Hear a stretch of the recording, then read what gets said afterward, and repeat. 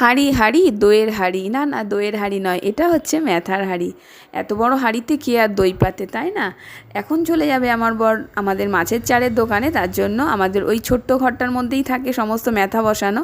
তো ম্যাথার একটা হাঁড়ি নিয়ে নিল আর ও এক্ষুনি বেরিয়ে যাবে, তার জন্য ওকে খেতে দিয়ে দিয়েছি, মানে খাবারটা নিয়ে চলে যাবে দোকানে বসে, কারণ এখন তো বাজে মাত্র 7:50 আর এত তাড়াতাড়ি তো কেউ ভাত খায় না। একটু ছাতু শরবত করে দিয়েছিলাম আর টিফিনে দিয়ে দিলাম ভাত, আলু ঢ্যাঁড়স ভাজা, আর কালকে রাত্রিবেলা একটু আলু সোয়াবিনের তরকারি করেছিলাম সেটাই।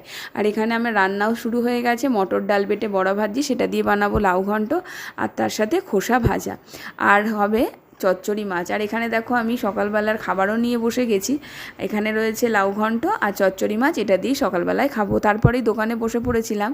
আর এটা দেখাচ্ছি রাত্রিবেলায় আজকে বানাচ্ছি চাউমিন। তো ফ্রিজ থেকে আমি ডিম বার করে নিলাম, আর এখানে মাংস আর মাছও এনে রেখেছে কালকের জন্য, তো সেইগুলো একটু দেখিয়ে দিলাম।